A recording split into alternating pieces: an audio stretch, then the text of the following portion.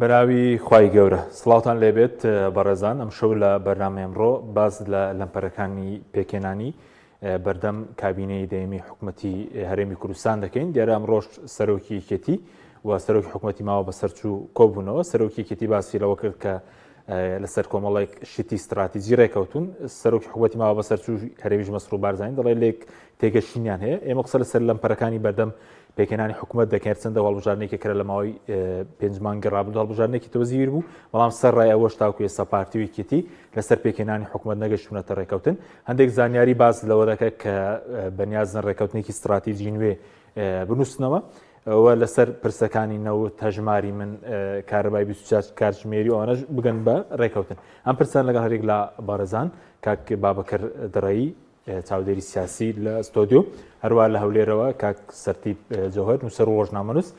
قسەی لەسەر دەکەین. سوپاسی ئامادەبوونتان دەکەین. کاک بابەکر بەخێر بێن. سوپاسی ئامادەبوون دەکەین. دەمانەوێت سەرنجی بەڕێز بزانین لەسەر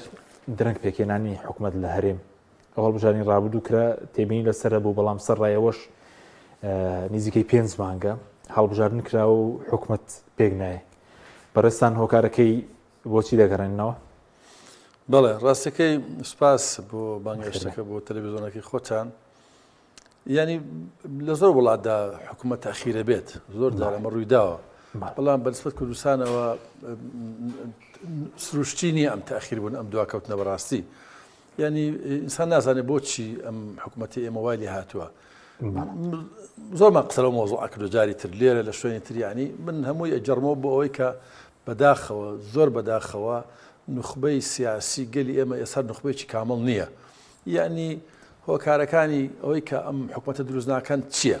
ئابووریە، سیاسیە، استراتیژیە، نازانی هۆکارەکەی چییە. ئێمە ئەزانین کە لە بینی یەکێتی و پارتیە هەندێک ناکۆچی هەیە.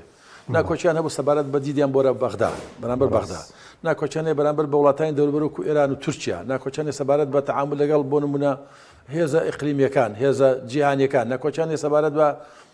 هەندێشتی تریش. بەڵام ئەم ناکۆچیانە ئەو ئەهێنێ کە حکوومەتێک پێکەوە دروست نەکەن. ئێمە بێک لە پرانتزا نقطەیەک تر بجێڕمەوە بن. ئەویش ئەوەیە کە خەڵک باسیەکە زۆر دەبێتە نوکتە لە ناو خەڵکاڵێ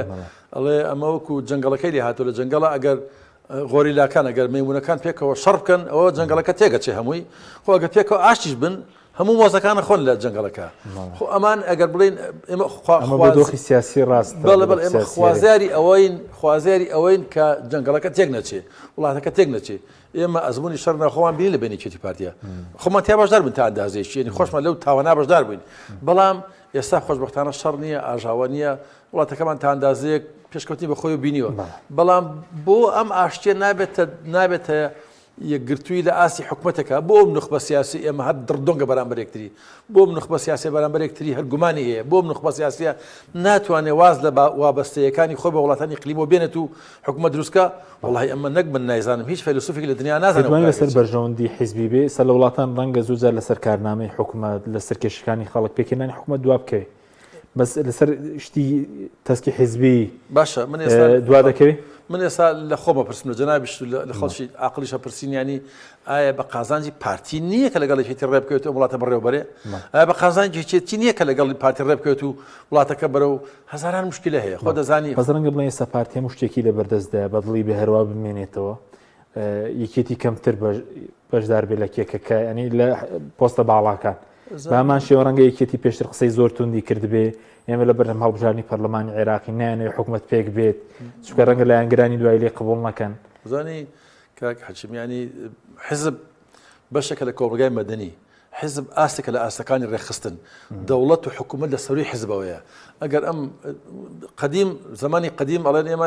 لە ئاستی عشیرەتیە خۆمان ڕێخست بوو، لە ئاستی قەبیلا ڕێکخراو بووین، دوای قەبیلە نامن ئەبێتە حزب نامن ئەبێتە دەوڵەت. ئەبێ ئێمە باز دەین لە سیستمی حزبی و بۆ سیستمی دەوڵەت. ئەگەر ئەم حزبانی ئێمە پیان وایە لە ئاسی حزبی ئامێنەوە فەرقی شوانە لەگەڵ عشایری لەگەڵ قەبیلەیە. ئەبێت تۆ باز دێ، ئەبێت تۆ هەنگاو بنێ بۆ سیستمی دەوڵەتی. وڵاتانی پێشکەوتی دنیا هەمووی لە ئاسی حزب دەرچوون. مەسەلەن ینی نامێن نمونە بێنمەوە عەلەمە وەزانە پێویست ناکە نمونەی بۆ باسکەی. بەس پێ دوای ئەو دژی سیستەمن لە هەرێم پارتیوێکێتی. بەڵێ من ئەوە پێم وایە ئێستا حزب نمونەی نیاوە، هێزی چەکداری هەبێ، دەستگای هەواڵگیری هەبێ، حکومت لای خۆی بێ پەرلەمان لای خۆی بێ هەموو شتێک ئەم دڕدۆنگی ئەم یەکنەگرتنە ئەم هەوڵەدانە بۆ ئەوەی کە ئەم نخبە سیاسی هەرێمی کوردستان نەتوانێت ئەزانین تۆ سەیری نخبەی سیاسی تورکیا بکە نزیکترین وڵاتی خۆمان یعنی بەم هەموو ناکۆچانەوە کە هەیەە حیزبی جەهەپە و حیزبی ئەکەپە و حیزبی نازانم ئەنواع وەشکە حیزبیان هەمویان حتا سەبارەت بە دژایەتیکردنی گەلی ئێمەش لەوێ هەریەکگرتوون هەریەکگرتوون ینی هەمویان متفقنەوەی کە حکوومەتەکە بمێنێتەوە مەسەرەن حتا لە هەندێک شتی نەتەوە پەرسی دژی گەلی ئێمە هەریەکگرتوون خۆ بەداخەوەکەوە بەڵام هەریەکگرتوون وڵاتانی تری ئەوروپا بازان کەشانی باز نییە وڵاتانی ئەوروپا دەمێکم قۆناغانیان بڕیوە وڵاتانی تری مەتەقەش هەروایە وڵاتانی مەسەن لە ئێران بۆ نمونەکە من زۆری ناڕازیم زۆر پێم وایە وڵاتێکی ئیستبدادیە بەڵام دیسانیش ئەوانەی کە بۆ نمونە ئۆپۆزیسیۆن دانیشتونە ماڵی خۆیان قسەی وا ناکەن هەمویان تەماشاکە مزان دەوڵەتەکە بەروکوێ چێتوانە لێرە بەداخەوە لە ساڵ 1992 کە حکوومەتیان دروست کرد و پەرلەمان دروست بوو ئەم ناکۆچیان خۆیان چاندیان بۆ ئەوەی کە سیستمێکی سەقامگرت و ڕێکوپێک و مۆدرن بنیاد نەندرێت مۆزۆکە ئەمەیە ئەمان دژە سیستم چێت تۆ ناتوانانی یعنی لەگەڵ لەسەر مەسەل ئەساسەکان وڵاتەکەی خۆت یەکگرتووبی قسەیەک هەیە کاتی خۆشی ئەمە هی سیاسەت چەپەکانە کاتی خۆی کە بەشێک لە دامەزرانی کێتی نیشتمانی کوردستانیش لەگەڵیان متفق بوون ئەویش ئەوەیە کە تۆ بەعربی پێڵی وحدە و صراع یەکگرتووی و نزاع یەکگرتووی و ناکۆچی هەم یەکگرتووبی هەم ململانەکە بهێڵەرەوە ئەکرێتەوە نزاعەکانی خۆت بێڕیتەوە لە ئاسی ڕخنەگرتنە مەسەرەن تۆ با حیزبەکە ڕخنە بگرێ بەڵام تۆ لە حکوومەتەکەی گرتووە بە قسەکانی خۆت کە تۆ حکوومەتی 2 ساڵ و نیو کە کاربەرەکەرە پەرلەمانەکەت پەرلەمان نیە سن لە وڵاتێکە کە پەرلەمانی معنای ڕخنە نییە معنای لێ پرسینەوە نییە معناوای هەر کەسە معنای استبدادیە بمعنای لە معناکان استبدادیە دێمە خزمەت قسەی زیات لەسەر دەکەین کاک سەرتیب سوپاسیان بەدەبوونی بەڕێز شت دەکەین دەمانەوێت خوێنەوەی بەڕێز بزانین لەسەر دوکەوتنی پێکێنانی حکوومەت بەڕێزت ڕۆژنامووسێکی متابعی و نووسەرێکی بە ئەزمموی هۆکارەکە چییە کە 5 مانگە هەڵبژاردن کراوە و پێکنیان و ئەمڕۆ کۆبوونەوەی کە بوو تا ڕادێ قسەکانیان جیاواز بوو سەرۆکیەکێتی وتی لەسەر ستراتیجی ڕێکەوتن بەڵام سەرۆکی حکوومەتی ماوە بەسەرچوو باسی لەوە کرد کە لێ تێگەیشتن هەیە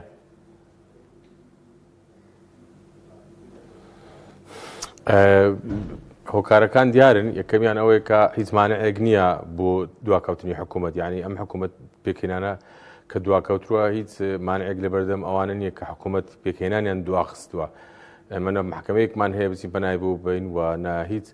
قانونێکەوە بە کەیفی خۆشیان قانون تەفسیر دەکەن چۆن کۆبنەوەی یەکەمی پەرلەمان دەکەن و چۆن ڕادەسپێرن حکوومەت یعنی ئەوە بە ئارەزوی خۆتیان و ینی ئێستا پەرلەمان لە کار کەوتووە کەس نازانێت بۆ لە کار کەوتووە گوایە نقصی قانونی هەیە بە فعلیش کاتی خۆی کە ئەم پەیڕەوە دانراوە دیارە بۆ قۆناغێکی دیاریکراوە و بۆ سەردەمێکی دیاریکراوە دانراوە کە پارتیویچیتی زیاتر متحالف بوون ئێستا ئەو تەحالفەیان لاواز بۆیان نەماوە بۆیە دواکەوتووە ئەوە یەکەمیان دووەمیان پارتی ئێستا هەژموری تەواوی بەسەر حکومڕانیدا هەیە بۆیە بۆ پارتی گرفت نییە ئەگەر حکوومەت دوا بکەوێت پەلەی نییە بۆ پێکەنانی حکوومەت سێمینیشان ئەوەیە کە دوای ئەم هەڵبژاردنە یەکێتی سەختی داواکاریەکانی خۆی لە هەڵمەتی هەڵبژاردن زۆر بەرز کرد بۆیە کە یەک لە سەرۆکاتیەکانی هەرێمیان حکوومەت ببا و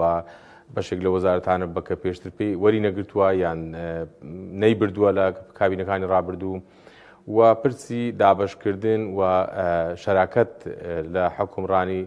ئەمانە هەمووی گرێوگار بوون و پرسی دیکەش هەیە کە بە خۆ دەزانی لە ماوەی بەتابێت لەم کابینەیەکە ئەوەی کە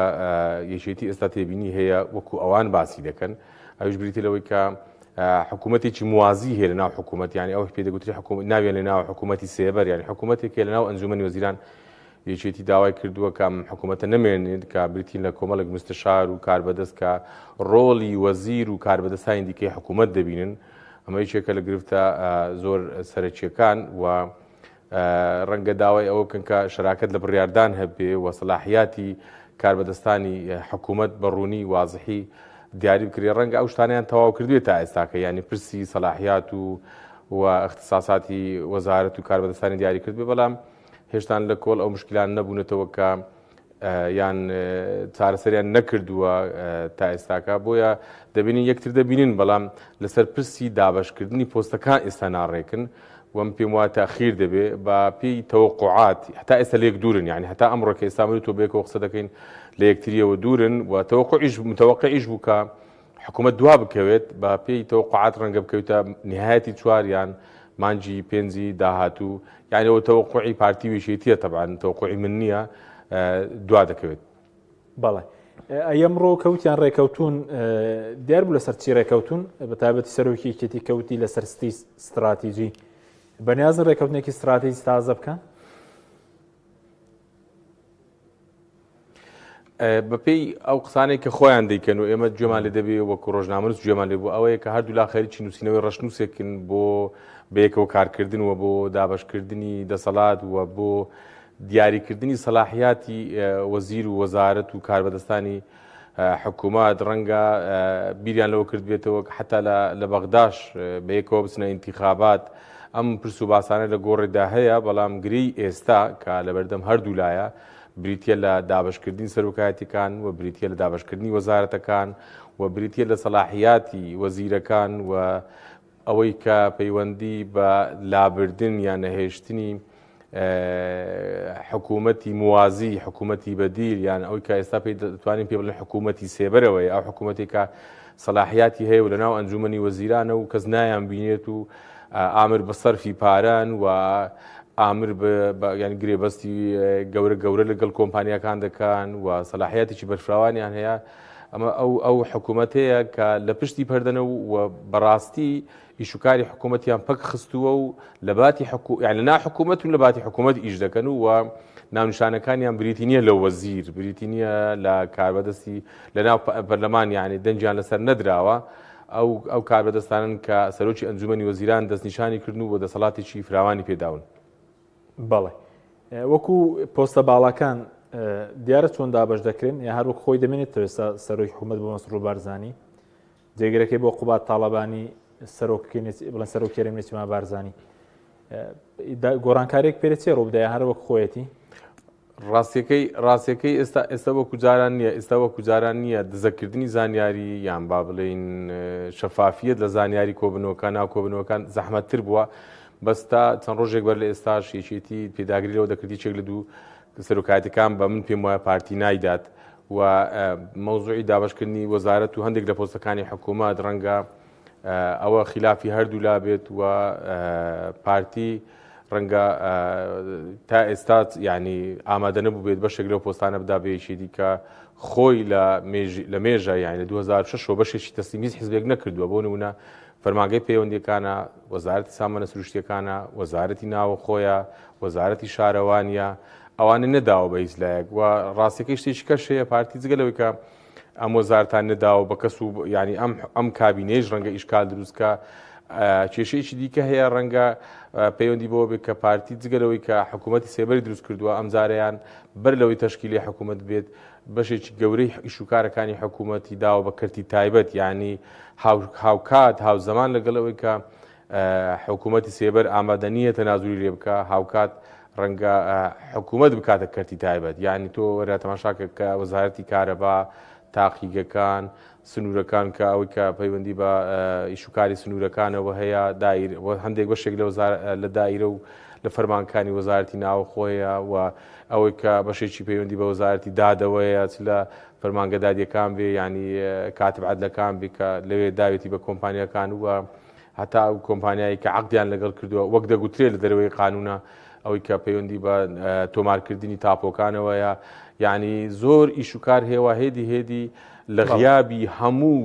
شەرعیەتێک لە غیابی یعنی ئەم حکوومەتە خۆی هەر شەرعیەتی نەماوە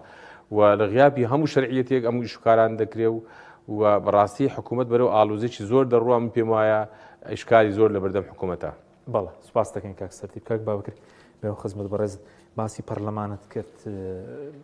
مای 5 مانگە هەڵبژاردنەکە کراوە پەرلەمانیش یەک کۆبنەوەی کردووە لە 2012 تەنها سوێند خواردنی پەرلەمان تاران بوو هیچ شتێکی تری نەکردووە پارتی وێتی پێشیان خۆشە بڵێن پەرلەمانمان نەبێ ئەگەر پەرلەمانەکە دیزاینکراویژی بەڵام ڕەنگە کۆمەڵێک کەسی تیا بتوانن ئیشوکار بکەن چاودێری کاروباری حکوومەت بکەن. بەڵێ بەتاکید زانی ینی من ئێستا بیرم لەوە کردەوە کە جەناب قسەکرد کاک سەرتیپە یعنی ئەم حکوومەتی ئێمە حکوومەتێکی زدی ڕەخنەیە حساسەتی هەیە بە ڕەخنە جاء الرخنة حتى لدزجاجك شرعيكو برلماني شو به هو مثلا أولاداني ترى دائما مجبوري نمونه بينته مثلا الأمريكا يساوي ترامب هاتوا ما وياك بلام حزبك خوي استابران بري قصاء كان رخنا قلتن بو تشتيك جديد أمره من جملة سناتوري كأمريكا بوكالة من سارك مفروش ما دام ترامب ڕێکلامەکە بۆ ئیلۆن ماسک بۆ سارەکانی ئەو من سارێک خۆم نامەوێت ڕقم لێتی نامەوێت بە سارێ بڕۆمکەی ئیلۆن ماسکە یان لە وڵاتانی تر ڕخنەگرتن و کریتیک ینی وەستانەوە بەرامبەر دەسەڵاتێک کە پێی وایە غەشە پێی وایە غەڵەتە پێی وایە ئەوەیە زۆر شتێکی نۆرمالە بۆ شتێکی تەبیعی لە وڵاتانی دنیادا لە وڵاتی ئێمە نەک ڕخنەگرتنی ڕۆژنامەنووس و ڕۆژنامە ئازادەکان ڕخنەگرتن لە ئاستێکی زۆر زۆر کەم و لیبراڵ و زۆر زۆر کەمیشە کە پەرلەمانی کوردستان لەوەشە قبوڵیان نییە یعنی نانەوێت دەستگایەک هەبێت کە خۆشیان دایان مەزراند و خۆشیان خەڵکیان بۆ نردووە کادرەکانی خۆشیانی تیا نانەوە هەبێ یعنی لە ئەم حکومەتێکە لە سەروی قانونەوە ئێوێ ینی زۆر بە ئەنقەس ئێوێ لە سەروی قانون و حکومڕانی بکات ناوێ ئەو قانونەی کە حتا خۆشیان ئەنی لەباری شقریشەوە خۆیان بڕوان پێێتی بەحساب پەرلەمانەوانە نانوێ کار بکە چونکە احتیمالی هەیە مەسەلەن ئەگەر پەرلەمانتارەکانی مەسەن پارتی 40 کەسە لەوێ 25 یەکێتی تیا لەوانەیە یەکێتی بەرامبەر پارتی هەندێک قسە بکە پیان ناخۆشە لەوانەیە مەسەن فڵان نەوەی نوێ قسە بکە پیان ناخۆشە لەوانەیە هی دادگەری قسە بکە پیان ناخۆشە ئەی نانەوێت تەجەموعێک هەبێت بە ناوی پەرلەمانی کوردستان لە وڵاتەدا قسە بکە دژی دەسەڵاتدارانی ئەم وڵاتە ئەمە کارەساتە بەڕاستی ئەمە قبوڵ نەکراوە شەرعیەتی حکوومەت لە هەموو دنیادا لە پەرلەمانەوە دێ چۆن نابێ حکوومەت نوێنەری خەڵک بێ حکومەت نوێنەری خەڵکانی حکوومەت دەستگای جێبەجێکردنی خەڵکی ئەو وڵاتەیە ئەم دەستگایە لە کوێوە قانونیەت وەرەگرێت لە کوێوە شەرعیەت وەرەگرێت لە پەرلەمانەوە چونکە پەرلەمان هەڵبژێردراوە خەڵک دەنگی داوەتێ تۆ ناتەوێت ئیش بکە نانەوێت ئیش بکە کاکەچی نانەویش بکە لەبەرەوە مۆزۆکە ئەمە بەڕێی من ئەبێ هەر کۆمەلگای مەدەنی بەهێزتر بێ ئەحزابی معارەزە باشتر قسە بکەن و تەلەڤیزۆنەکە خەڵکی عاقڵتر لە مانە بانکەن کە قسە بکە و ئەمە کارێکە کە ناکرێت ئەمەی کە بازەکەن شتی استراتیجی بازەکەن شتی استراتیجی چییە؟ باشە پێ دوای ڕێکەوتنێکی نوێی استراتیژی بکەن کوردستان پێشتر زیانی زۆری کرد لەو ڕێکەوتن استراتیجیەکە کرا لە ڕابردوو لەسەر دابشکردنی داهات و پۆستوانە لەمە دوگە شتێکی وا بێتەوە جێبەجێکردن دۆخێرێم خراپتر دەبێت زانی ینی ئینسان نازانێت چۆن تەقیم کە ئەوەی اتفاق کۆنەکە خۆ معلوم نەبوو کە چۆن چیە تا ئێستا لە بەردەمی ڕۆژنامە نووسانە دەرنەکەوتەوە کە چیە تا ئێستا گرنگ ئەوەیە کە لە بینی کتی پارتی اتفاق کراوە کە على ئاساس پێکەوە بن و شەڕ نەکەن هەراوەی کە شەڕ نەکەن وەکو باسم کرد زۆر باشە جەنگەڵەکە وێران نابێ ئەنی مۆزەکان ئەوەی ناخورێ بەڵام ئەوەی کە اتفاقێکی تازە بکەنەوە بەنیەتی ئەوەی کە حکوومەت دروستکەن بەنیەتی پەرلەمان چالاک بێتەوە بەنیەتی ئەوەی کە ئەمە گرنگە من لە مێشکی خۆمە بۆنی ئەوە کەمی هەست بەوە کەم کە لەخوا ئاپارڕێمەوە کە بەشکم لەسەر مۆزوی خۆرئاوا و باکووری کوردستانیش اتفاقان کرد بە پێکەوە بەشکم هاوکاری کوردەکانی باکوور و خۆرئاوا بکەن کە شتێ بکەن چونکە ئەمە زۆر مناقەشە لە بە نێردووچیانە یەکێتی موقفێکی هەیە پارتی موقفێکتری هەیە پارتی ئێویست لەگەڵ ئەحمەد شەرع و لە جۆلانیا قسە بکات و نزیک بێتەوە ئەمان لەگەڵ برادرانی تری خۆرئاوا نزیک بوون بەشکم ئەم اتفاق استراتیژیە بەشکم ئەمە ئەوەش باشیان پێ دەبێتەوە من ئەزانی من گومانی باش ئەبێ گومانی باش بۆ ناوخۆ ینی بۆ باز دەوەکێک کە لەسەر ڕەنگە لەسەر پۆستەکان دووبار لەسەر دابشکردنەوەی داهاتی ناوخۆ نەوت چکەسە ئەمادەنی نەوتەکەش ڕاستی باغدا بکەن داهاتی ناوخۆی ڕاست بکەن کێشەی موچە هەیە خەڵکی کوردستان کێشەی زۆرە بێکاری هەیە من پێم وایە هەموو شتێک پەیوەندی هەیە بە ملبلانەی سیاسی وڵاتەکە نامێ بڵم ملبلانەی چیناتی چونکە ئەڵەنەوە کابرا مەسەڵەن دیعا بۆ چەپەکە من خۆم بڕوان بە چەپاتیە بەڵام ملبلانەی سیاسی و هێزی ئۆپۆزیسیۆن دیارریەکە ئەم حیزبانە چی بکەن ئەگەر حرکەتێک ئۆپۆزیسیۆنی بە قۆل لە وڵاتە هەبێت جادەکان پڕکە ڕۆژنامەکان پڕکە لە قسە و لە جدیت بەرامبەرم حیزبان حتمما ڕێساستی خوانە گۆڕن زۆرشیش گۆڕاوە وردە بەڵام جگای ڕەزامەندی ئەمە نییە وەختێکە هەزاران مامۆستا هەزاران موچەخۆری وڵاتە موچەکانی خۆوەرناگرێ بێگومانی هەنی ئەمە زانی سەرکەوتن و فەشەلی حکومە لە چییە قیاس دەکرێت لە پێوەرەکە چییە پێوەرەکە بێت تۆ چەند کەس لە جادە دژی تۆیە چەند کەس لە ناو شەقامەکانە بەرامبەر تۆ قسەکە ئەمە مقیاسەکە ئەمەیە خۆ مقیاسەکە چییە تو ئێستا قیمەتی کارەبا بەرزەکەیتەوە بۆ نازم بۆ 50 جارە تقریبا قات وەش قات ئەمە من برادێکم بینی دوێنەیە وتی کاکە من باوکو دایکم عاشقان 300,000 ئەگەر کارەبا بێتە 150,000 لە مانجێکە بۆ ئەوان ئەوە ناتەوە بە 150,000 لانی کەم ماڵێکی ئاسەی 120,000 بۆ دێتەوە ماڵێکی ینی کەم بەکاربێن کاکەچ منەمە یەکشت باسکردنم تەلەڤیزۆنەوە ئایا حکوومەتی هەرێمی کوردستان سەرژمێریکی دقیقی هەیە لە وڵاتەدا چەند خێزان هەیە کە لە هێڵی هەژاری ئاژی چەند خێزان هەیە کە لە خوار هێڵی هەژاریەوەیە ئەم هەموو دەستگا و دامەزراوە و مستەشار و ڕاوێژکار و وەزیر و گوزیر و ئەمانەی بە خانەنشین و بەوەی کە لە سڵتەدا ئەمانە چیەکەن ینی بۆ دەستگایەک نییە مەسەڵەن من ئێستا پیشانی هاوڕێی جەنابدا لە ژوورەکە یعنی خەڵکانێک وەزی زۆر خراپە لە وڵاتە باشە نابێ ئەسا ژمێری بکرێ نابێ مەسەر خەڵکانێک سەرژمێری کراو لە سنیمای دڵ لە سەدا حوتە ڕێژەی هەژاری لە دۆ لە سەدا چواردە بوو هەڵەنە لە هەولێر لە سەدا شەژ بوو بە حساب بەس وەکو جەناب دڵی خەڵکێکی داهاتی زۆر مەحدودە بەڵام خزمەت گوزاری زۆر لە سەرا بەڵێ خزمەت گوزاری کارەبایی تەندروستی نییە بەڵێ خەڵکێت بە تەزبیح فرۆشتن تەزبیح ئەفرۆشێ یا لفکە ئەفرۆشێ بۆی کە بژی هەیە لە سای خوا ئێستا ئەم میدیای تازە کۆمەڵایەتی وای کردو کە هەموو ئینسانەکان هەموو کەس ئاگای لە هەموو کەسە هیچ شتێک نییە لەم دنیادا ئێستا شاراوە بێ ئەتوانی بزانی ژیانی کۆمەلگاکە لە چ ئاستێکە و ئەتوانی بزانی ژیانی ملیۆنەرەکانی وڵاتەکە لە چ ئاستێکایە هیچ شاراوە نییە ئەزانی مەسەن تۆ زانی لەم سلێمانە توانی بزانی چەند خەڵک ئەچێ بۆ لوبەی بۆ قەتەر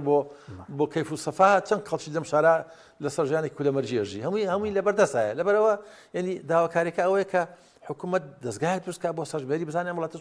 چۆن بەڕێوە ئەچێ بەڕاستی ئەمان هەموو کێشەیە ینی بۆ من خواستم یاخود هیوادارم کە ینی ئەم دەستگانی کە ڕەخناگرن دەستگانی کە لەسەر ساحەکەن و ئەتوانن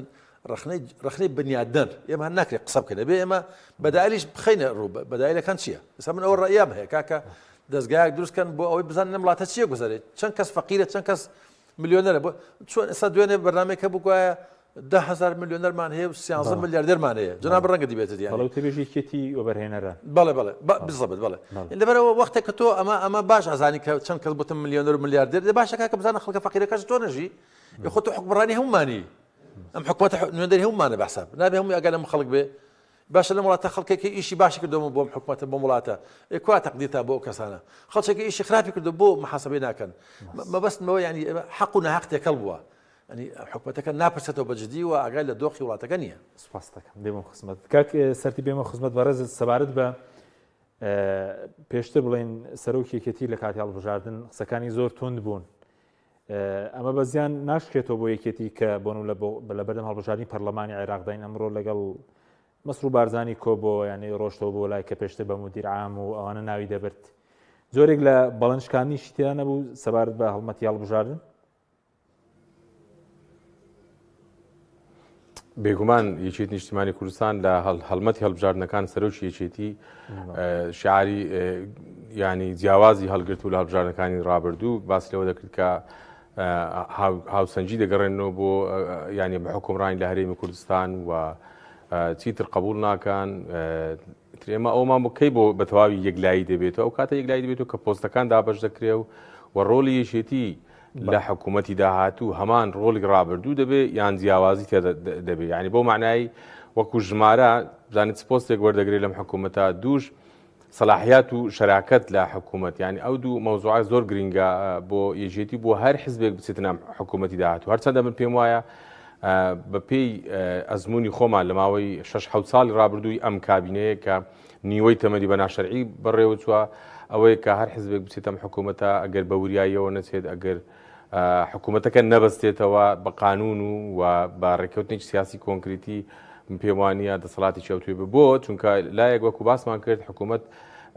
حکوومەتێک لە تاریکی یعنی حکوومەتێک لە تاریکی و کەس نایان بیر بە پشتی پەردەنە و سەلاحیەتی زۆریان پێدراوە پارە سەرف دەکەن گرێبەست دەکەن خەڵک نەقل دەکەن ینی تەعینێکی زۆر دەکەن ئەم حکوومەتی لە پشتی پەردەوەیە و لە هەمان کاتدا حکوومەت هێدی هیچ دەبێ بە کەرتی تایبەت یعنی هەر حیزبێک بڕاتەم حکوومەتە ئەگەر وەزارەتێک بۆ منە وەزارەتی کارەبات وەرگرت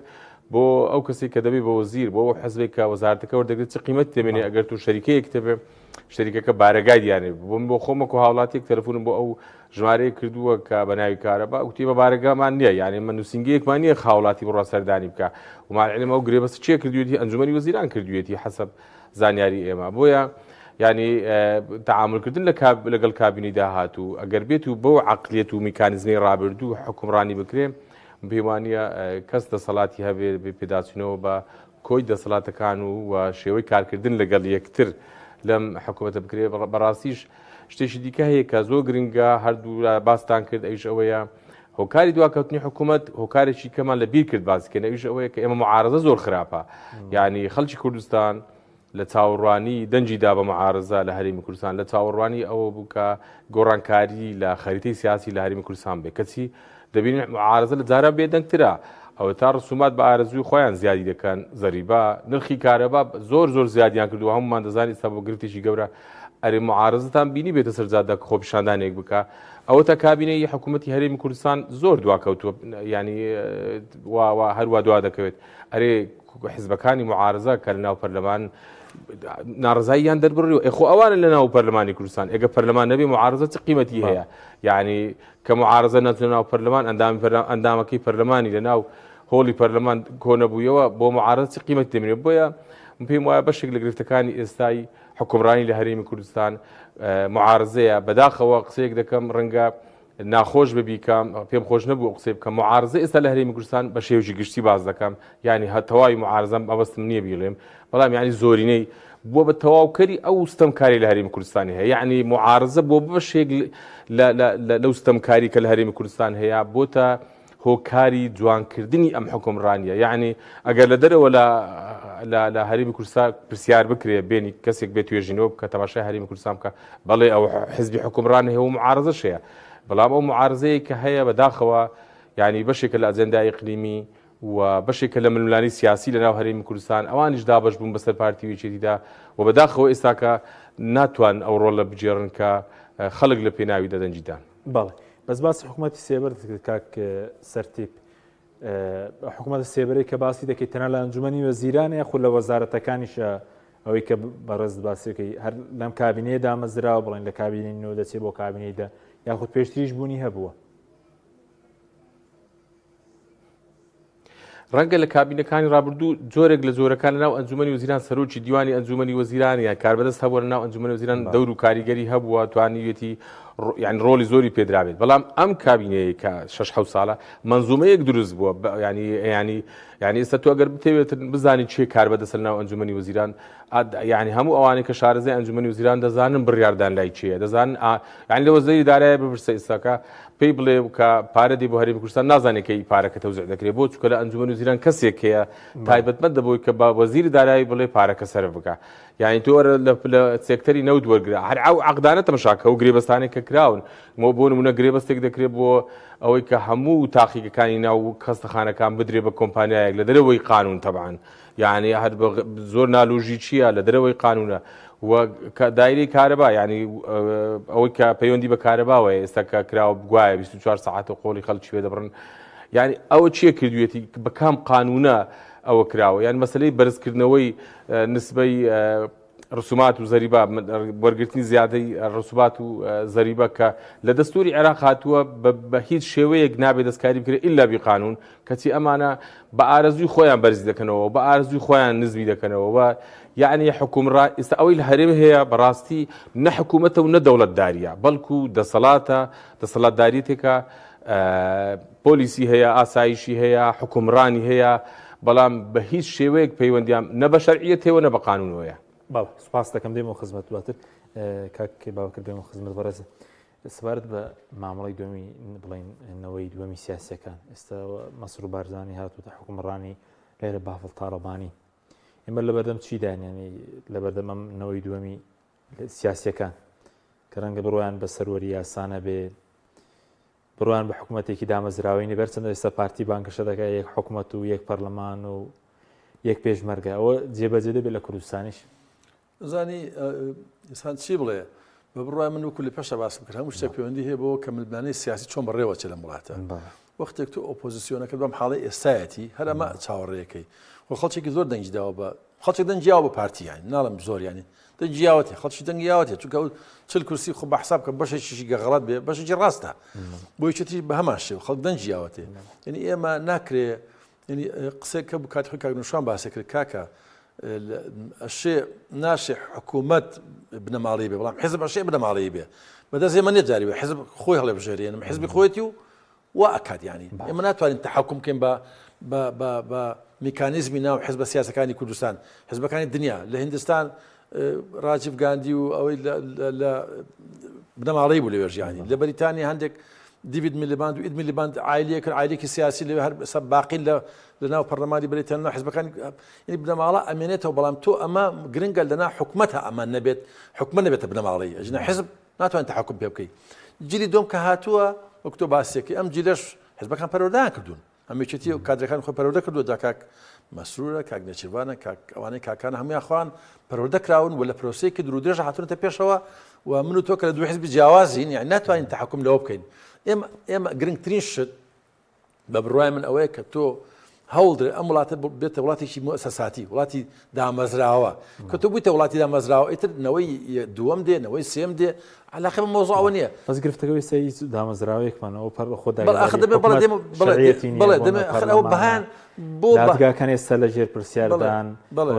ڕۆژنامەنووسێکی وەکو شێروان شێروانی لە کاتێک بە پیاسە دەبوو ئەمڕۆ ئازادکرێت دویان خستۆتەوە بۆ مانگینۆ دەبێت بێم ئەوە ینی ئێمە پێشاوی کە ڕخنە لە بنەماڵەیی بوونی حیزبەکان بگرین ڕخنەلەوە بگرین کە بۆ نەهێڵ مؤسسەکە هەبێ دەستگای ئەسڵی ڕخنەگرتن دەستگای ئەسڵی هەڵسەنگاندن وەختە کە تۆ ڕێگان نادێ پەرلەمان کارابێ وەختە حیزبەکانی کە لە ئۆپۆزیسیۆن بەوە ڕازین کە ئەندامەکانیان موچە وەربگرن و بێنە دەرەوە قسەیەک نقە ناکەن لە خۆیان ینی هەموو دانیشتونە ماڵی خۆیان و 8 میلیۆنە 7 میلیۆن وەرەگرن و کە قسە ناکاوە هەمووی بایکۆتی کردو هەر نەڕۆشتووە ئەبێت بڵێ ڕێزمێ بۆ ئەوانەی کە بڵین قسەیان کردو بەڵام بەگشتی وەکو کاکسەتی باسی کرد ینی وڵاتەکە ئێستا تۆ یەک سەنگەرت هەیە یەک قسێک هەیە ئەرخەمیدس فیلسوفێکی یۆنانی ئەڵێ من شوێنێک هەبێت کە نیوەڵەکەم بچەقێنم لی ئەم کوڕی ئەرزیە ئەجوڵێن لە شوێنی خۆی لای بم و شوێنێک ترێ بم بە شوێنێک نەلی لێ بچەقێنم نیوەڵەکەم نیوەڵە زین جەنابەوەی ئاسنێکی درێژە ئین تۆ شوێنێکت نییە بتوانی ئەم حکومەتە بجوڵێنی شوێنێکت نییە هەر پەرلەمان هەیە کە بتوانێ بکەیت لە پەرلەمان تۆ توانی بەرامبەر بە حکومەت جاو کاتە تۆ گلێرەوە ناکەی کە ئەمەنەوەی دووەمیانەوەی سێمی پارتیە یاهی بارزانیە تۆ کاتە گلێرەوە کەی کاکە تۆ بۆ زەری بە زیاد کرد کاکە بۆ کارە بە زیادەکەی کاکە بۆ فلان زیادەکەی تۆ ینی ئەم مۆزوعانە ئەوەی کە حیزبەکەی ئەو چێدانا بەڕێی من زۆر مۆزوعێکی سانەویە مۆزوعێکی زۆر من نامێت لەسەر مۆزوع زۆر قسە بکەم چونکە هیچ بە هیچ ناکەین حیزبی خۆیتی واکە بەڕێزەوە بە خەتەرێکی گەورە بینەوەی کاکسەرتی باسی کرد ئێستا لەم کابینێ بەتابێت هێنگاوی زۆر گەورنراوە بەشی زۆری خزمەت گوزاریەکان دراون کردی تایبەتی کۆمپانیا حیزبیە ئێستا عریزە ئەلکترۆنی پێشتر بە 2500 بوو کرا بە 15000 لەسەر خەڵکێژە کۆکردنەوەی بڵێن ڕسوماتی پارەی خۆڵ و خاشاک دراوە بە کۆمپانیەکان ئەو کارە بەیان گران کردووە تۆماری بڵین خان و بەرە و ئەوانە دراوە بە کۆمپانیەکان عریزە ئەلکترۆنی بە هەمان شێوە ئەم هەموو پێدانی کردەکان بە کۆمپانیا حیزبەکان کردی تایبەتی ڕاستەقینیشمانی لە کوردستان مەترسێکی گەورە نیە لە سەرداهاتووی کوردستان بێگومان مەترسێکی گەورەیە زانی وەکو باسکرا ئەم حکومەتە ئێمە نە سەرماداریە سەرماداری بڵین ئەوەی کە پێوتێت کۆمپیتیشن سەرماداری ڕکەبەری بێت منافەسە نیە کۆنتڕۆلە مۆنۆپۆل کراوە هەموو شتێک قۆڕخ کراوە قۆڕخکردن ئێستا حکومەت خۆی قۆڕخی شتەکانی کردو حکومەت و حزب قۆڕخی کردووە جاران داگوت لە سلێمانی کەسابەتی پاکەت یەکێتیە کە نازم نۆکانێکی ئێستا لە هەولێر هەمووی پارتی خۆدێکە ناتوانێت تۆ عەرەبانێک دانێ لێوەکانە بەبێ پرسی پارتی بەبێ ئیلاوان لەگەڵ تا شەریک بن یانی لێرەشێتی بەڵێ لێرەشێتی بێگم باسم کرد لە پێشیانی هەردووشی ئەمە جا ئەمە بەرەو باش ناڕوە بەڵام کە من دەڵێم بەرەو باش ناڕوە ئەڵێن ئەوەنی ڕەنگە جواب بدەن وێتی پارێکەوە 34 ساڵ بەرەو باش بردومان ئەو لێما خۆڕیەوە تاوا بووە ینی لەبەرەوە تۆ ئەبێ ئەم ناڕەزایەتیە بگەێنیتە ئەم فکرانە ببن بە حزبی سیاسی بزنە پەرلەمانەوە ئێستا تۆ شەڕەکە لە پەرلەمانە بێ تۆ خەباتی مەدەنی خەباتی سیاسی ئاقارەکەت ئاراستەکەت شوێنەکەی کە لەیەکەی بە هەر پەرلەمانە خۆ پەرلەمان زین هەر پەرلەمانیە بەتەنیا پەرلەمان شوێنە ئەساسەکەیەتی خەباتی مەدەنی هەم پەرلەمانە هەم جادەیە هەم میدیایە هەم فکر و ئیعلامەکە دۆ قساکەیتە هەموویەتی ئەبێ هەم پێکۆ گرێ بێتەوە بەس ئەگە بەکو دوا پرسیارش 34 ساڵ بڵێن یەک حکومەت دروست نەبوو یەک پەرلەمان یەک پێشمەرگە بێ دوای لەم کابینێ لەدایک بێ چکەم جارە پارتی بانگشێوە دەکات دڵ لەبێ یەک حکومەتمان هەبێ یەک پەرلەمان یەک پێشمەرگە لەژێر سەرکردایەتی پارتیوێکی دەتوانرێ ئەمە بکرێ من لە پێشە عەرزم کردی و ئەرزی بیدەنانیشم کرد کە ئەم نخبەی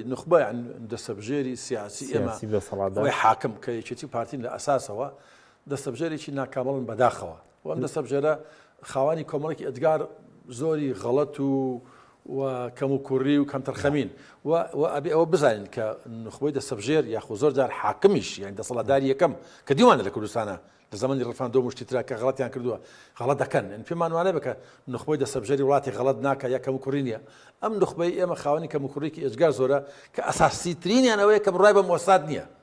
بڕای بە مؤسسات نییە نایەوێت دام و دەستگایەکی سیاسی